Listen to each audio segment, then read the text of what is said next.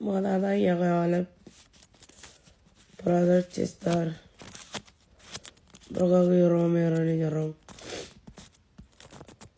meji chirgin testimony chirgin moda jena ngol malagam kala testimony ngina ngayon kala kamana ni roje ngana ngayim rel pada moda jena ngol malagam kala kamana ni roje ngana meurem pamle ngayon moda pajara gijini karre nga man mejen rodam je alaptada man mejen ni roj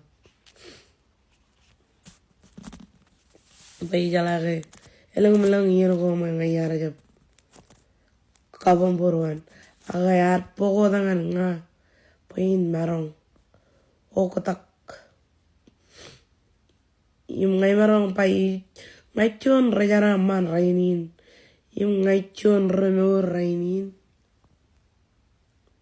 im ngalung ngaba charaman pues emi jao lalang meore wangale kamolo li roje bai ini karkanane o yen odam je aga ilo warmala godam kalat testimony ngina all of you ngai yudogom rongajaga nana ni eno danga elong ro aini gina go chonit pello left chonit pello right him aini gina chona danga eba chap etchap kiya aga aini gina chona eba inga kiya emo aini gina omo eba chap etchap kiya aga chalak chicken ngan chirak araja bancho aga ini gene me bakkiya and ewaran emijan kogo dage pain marong chona me ani roja rawan imala bakkamolo li roj pai ngai chona me ijalage ini podo gelong ro mata Rechin chalagan lo amar. Este pain yudan tagom pao kaine haga. E bogo dengan kuat. Pokon bogo morao. Eno parkaranga. Iem. Modanya na mana malagam kalau testimony ngina. Ilo karaneo inne. Ini choda como ya no con Kajalaga como ya no con esta no daba yo ro ini ya no corre yo y lo ale bien yo como ro ya que nan ani me ro con ya ya eno daba elong ro boys Poijo chuan agaraba. Aini geno chuan arpa. Chepkia aini geno chuan jabakia.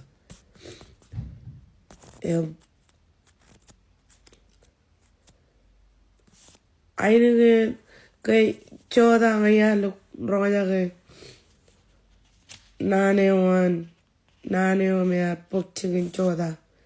Echuan nane o me elu na manam ngai kamono el karenti ganin chene roja angar. Podo nane o bejan marong par roja hai kay mo jeno gane ngayar o ja ko kigi ngayar lukun piwa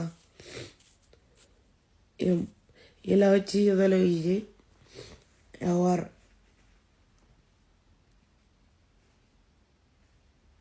menen me revai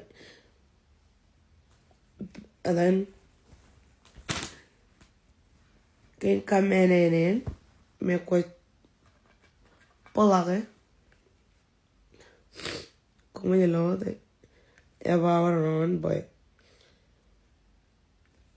algun piwa kia ya la que echal chikom nang ni jilo nga kia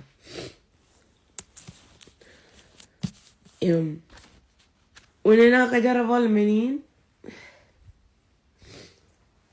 على بين غي جدال غني جومي رملو عاود كجرب المنين كان غي لو ريه مي يالا ولا بلغ ebulak ima karangan kartawa da reba ngai kone je nga jage wat ammedak ilo legom ilo iyan na yamay kwatalang stay da nga nime raja magodum hotada immol alak chijen nga nime rologun malo ilo kiyo me eno bamba Egoy yelgo game algun nang mi jigen rio aga ngai kamolo liro je par miracle kajalan ngagi bangar marang chidap straight boy karangan tagadara na reba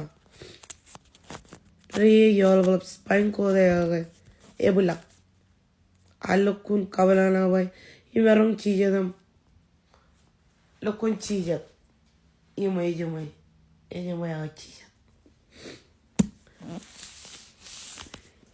Kain karo ya kanjar im yar me orjan na me kanjar.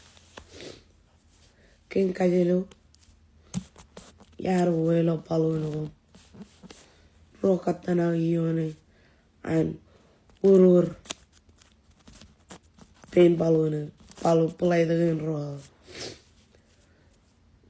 Chilu katana accident ilokar. Eliktada na accident when pulag ring and clear.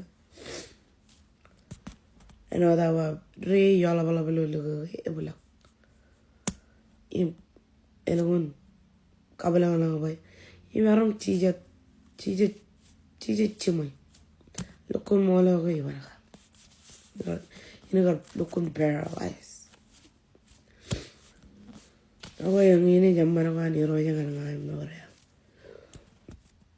Uwe ko lang nga yar.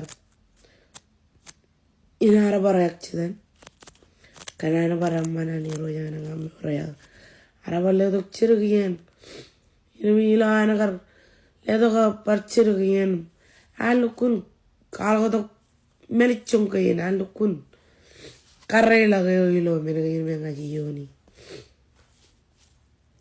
Pagkar we kolak ngayar bar pawena doge ngayar dalam cara balum roltok kayo indare prewen ero wa chunar to yan lefum chunar to yan right want the labor wagani me want the labor kullaban etalaga malala la ko dangan chirak ala me na agar pura kabra wain ge kayla garetar ay ba wagin ro choni jettar to jan lebem choni jettar to jan rai yalu kun pulang ba talagar kada mene gin gar chijat chen rai ni lukun mole wagin ro gar don reba jo ay no lukun tame la ibara gar per chen rai ni lukun no mole in gar mit kanana manan ngan meureo menga yawaran pelayan nga arabar le duk chirgiyan ke wagin rare tor dogul chen lepen rai ngai nga kale bene da ga rebela ga wagin ro wan tole bargain yimi nga kale men re da ga marang purek kabre wain kai kaballa ga meja ne ar pero de lo que allí ne arje perilo poragina no hay ko molo gin garetolam rebet factory yame akrojen porrewe aga kanana man im laban kabulang lang man gainan im alaban chow agar balo do chiragin nane wan Chiponi ava kamolo leo al podo carreggiare al podo nane wan chiponi